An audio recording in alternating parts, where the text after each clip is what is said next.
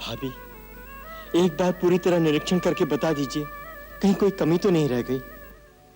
सो तो मैं देख ही रही हूँ, कल्पना से भी अधिक सुंदर है इस पवित्र कुटिया का कोना कोना। तुमने तो मेरा स्वप्न साकार कर दिया देवर जी।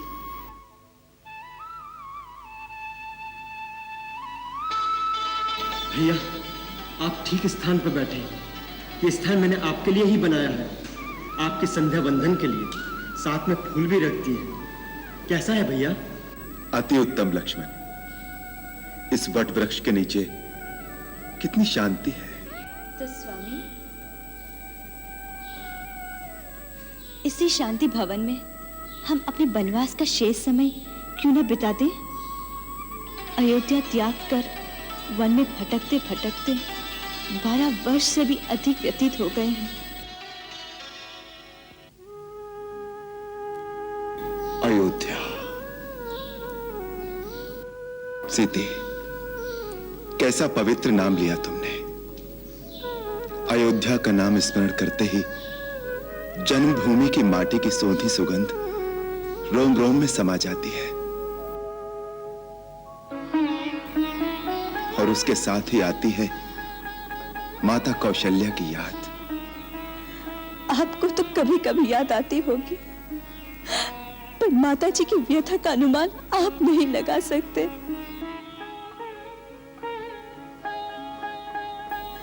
धर्म, धीरज, संयम सब अपने अंदर समेटे हुए बेटे का वनवास पूरा होने का एक एक दिन कितने कितने किस प्रकार वो अपने दिन बिता रही होगी। सीते, जब कभी एकांत में बैठता हूं तो माता कौशल्या की आवाज मेरे कानों में गूंजने लगती है, उसी प्रकार जैसे वो बचपन में बुलाया करती थी।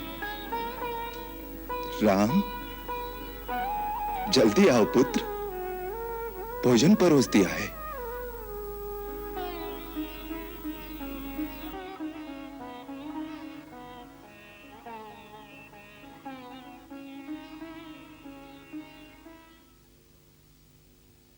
कभी कभी ऐसा लगता है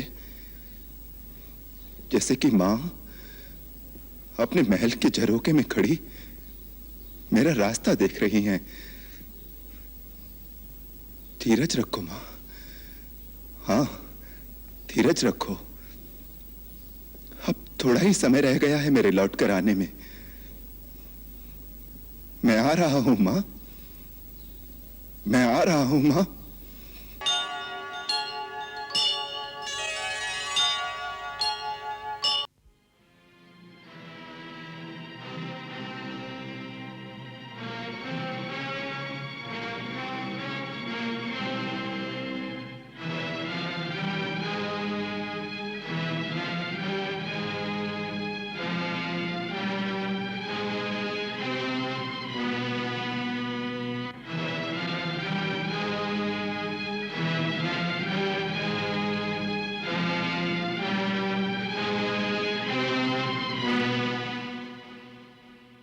आप सब साक्षी हैं। मैंने श्री राम से अयोध्या का राज्य नहीं लिया है। मैंने केवल ज्येष्ठ भ्राता की आज्ञा से शासन का कार्यभार संभालने का उत्तरदायित्व स्वीकार किया। आर्य सुमंत, सारे राज्य में घोषणा कर दी जाए, अयोध्या के राजा श्री राम है, परंतु वो पिता के दिए हुए वचन का पालन करने के कारण 14 वर्ष तक अयोध्या नहीं लौट सकेंगे। अतः इस अवधि में उनके प्रतीक स्वरूप उनकी चरण पादुकाएं इस राज सिंहासन पर विराजमान रहेंगी। आज से कौशल राज्य का राज्य चिन्ह भी यही होंगी। इनकी शरण में प्रजा उसी प्रकार निर्भय रहेगी जैसे श्री राम की चरण छाया में ही हो। राज्य के विधान और इस राज्य में रहने वाले हर प्राणी के धर्म की रक्षा उनका प्रथम सेवक भरत अपने प्राण देकर भी करेगा। अपने पूर्वजों की कीर्ति पताका चारों दिशाओं में फहराते हुए इस कौशल साम्राज्य की सीमाओं की रक्षा करना मेरा प्रथम धर्म होगा। समस्त मंत्रीगण और राज्य के कर्मचारियों से मेरा एक ही कहना है, राजा रामचंद्र की अनुपस्थिति में आपका उत्तरदायित्व दोगुना हो गया है। न्याय का पालन, धर्म की रक्षा और प्रजा की निस्वार्थ सेवा में कोई त्रुटि ना रहे।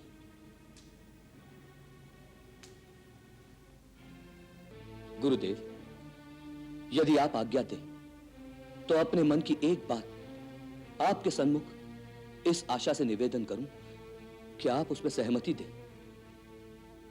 कुमार भरत, तुम्हारे सद्विचारों को हम बड़े आदर से सुनते हैं। अतः वत्स, तुम निसंकोच अपने मन की बात कहो। गुरुदेव, जिसका स्वामी वन में तिनकों की कुटिया में रहे, उसके सेवक को राजमहल में रहना नहीं सुहाता। इसलिए आज्ञा दें, मैं भी नगर से बाहर सरयू के किनारे नंदीग्राम में एक कुटिया बनाकर तपस्वियों की भांति रहूंगा। मेरे प्रभु धरती पर सोते हैं, मैं भी वहां एक गड्ढा खोदकर अपने स्वामी से नीचे के स्तर पर सोऊंगा।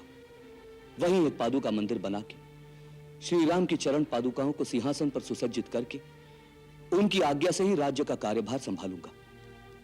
इसके लिए आज्ञा चाहता।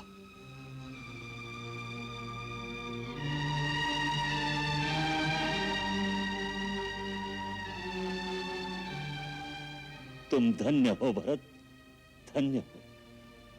तुम्हें अपना कर्तव्य निर्धारित करने के लिए हमारी आज्ञा की आवश्यकता नहीं। तुम जो सोचोगे, जो करोगे, जगत में वही धर्म का सार माना जाएगा।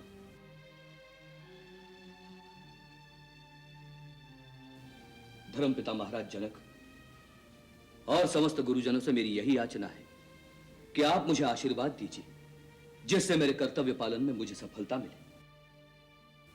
कुमार भरत, जैसे पर्वतों से नीचे की ओर बहता हुआ नदियों का समस्त जल सागर में एकत्रित हो जाता है, उसी प्रकार इस महान रघुकुल में उत्पन्न हुए तुम्हारे पूर्वजों के समस्त सुकृत, उनके पुण्य फल और सुंदर संस्कार सब तुम में एकत्रित हो गए हैं। तुम्हारा नाम इस संसार में अमर रहेगा। तुम जैसे महान मानव ही इस धरती पर धर्म का आधार हैं। तुम्हारे हाथों में अयोध्या सौंपकर अब मैं निश्चिंत होकर मिथिला जा सकूंगा। भगवान आशुतोष तुम्हारी रक्षा करें।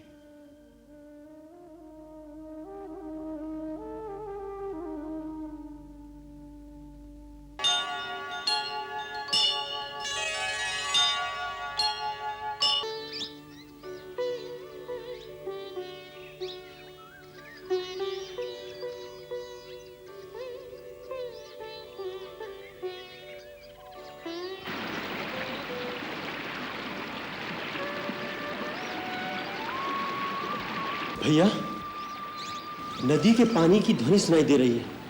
लगता है हम गोदावरी के पास आ गए हैं। हाँ लक्ष्मण, यही पंचवटी होगी। वो देखो, वो क्या है?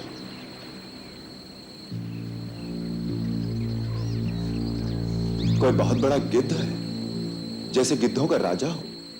इतना बड़ा गिद्ध आज तक न देखा है न सुना। मुझे तो लगता है कोई मायावी राक्षस है। भैया मुझे आज्ञा दीजिए, मैं अपने एक ही बाण से इसे यमलोक पहुंचा देता हूं। धीरज से काम लो लक्ष्मण। तुम्हें चित्रकूट की भविष्यवाणी याद नहीं? जब तक शत्रु अथवा मित्र का पूर्ण निश्चय न हो जाए, तब तक केवल आशंका से प्रेरित होकर किसी पर वार नहीं कर देना चाहिए, नहीं तो पीछे पछताना पड़ता है।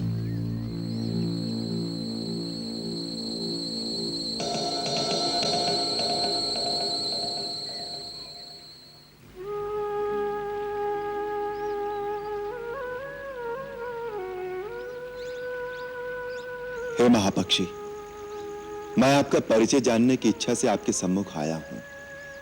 आप कौन हैं और किस उत्तम कुल में आपने जन्म पाया है? यदि आप उचित समझें तो हमें बताने की कृपा करें। मैं इक्ष्वाकु वंशी महाराज दशरथ का पुत्र राम अपनी भार्या और अपने अनुज सहित आपको प्रणाम करता हूं।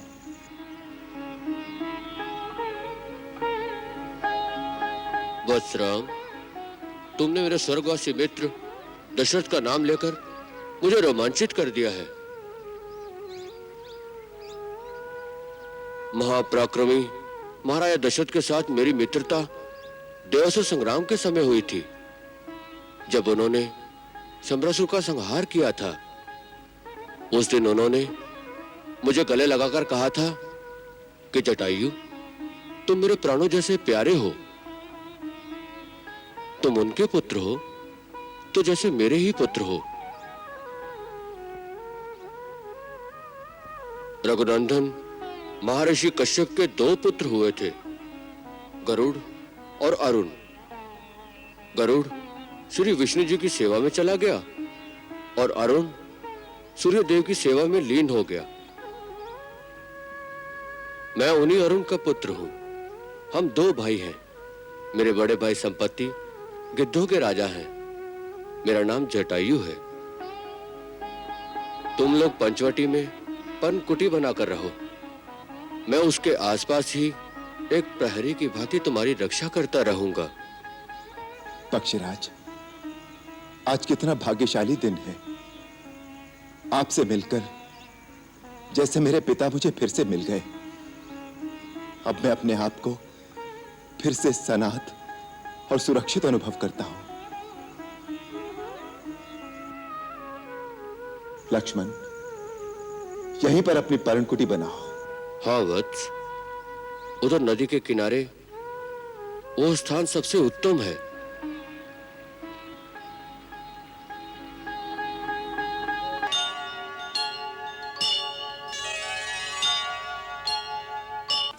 हनुमान से आपकी समस्या का वृतांत सुन चुके हैं। हम महाराज सुग्रीव की ओर से आपको पूर्ण विश्वास दिलाते हैं कि महाराज अपने विश्वसनीय वानरों की सहायता से आपकी भार्या पूज्य सीता देवी की खोज अवश्य निकालेंगे, जिससे आप उन्हें उस राक्षस के हाथों से मुक्त करा सकें। आपका यह अभीष्ट कार्य सिद्ध हो जाए तो हम ये अपेक्षा करेंगे कि महाराज सुग्रीव के बड़े भाई बाली ने इनका राज्य और इनकी स्त्री दोनों छीन लिए हैं। उन्हें वापस दिलाने में आप इनकी सहायता करेंगे। इससे आप दोनों में एक राजनैतिक संधि भी हो सकती है। क्षमा करें ऋक्षराज, मैं इस प्रकार महाराज सुग्रीव की कोई सहायता नहीं कर सकता।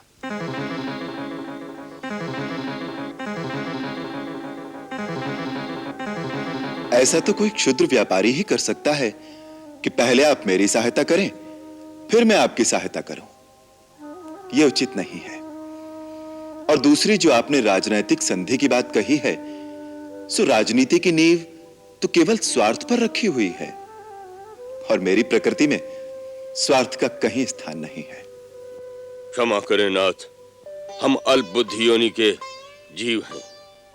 हमारी भाषा पर ध्यान न देकर केवल हमारी भावना पर विचार कीजिए। हमारी भावना पवित्र है। हमें वो नाता बताइए जिससे हम वानर और ऋक्ष योनि के समस्त प्राणी आप जैसे महामानव के साथ संबंध स्थापित कर सकें। वो एक ही नाता है ऋक्षराज, जो योनियों, जातियों, लोकों, धर्मों और समस्त ऊंच नीच को लांघकर एक प्राणी का दूसरे प्राणी से अटूट संबंध स्थापित कर सकता है। और वो नाता है मित्रता का नाता। महाराज, मैं आपसे वो नाता जोड़ना चाहता हूं जिसमें कोई शर्त नहीं होगी, कोई लेन देन नहीं होगा, कोई गिनती नहीं होगी, जो स्वार्थ की सीमा से परे होगा और जिसमें केवल एक ही वस्तु का आदान प्रदान होगा, जो है प्रेम। आप श्रेष्ठ मानव जाति के हैं और मैं वानर जाति का हूं। फिर भी यदि आप मुझसे मित्रता करना चाहते हैं तो मेरा हाथ उसी प्रकार थाम लीजिए जैसे पिता अपने पुत्र का हाथ पकड़कर उसे संभालता है।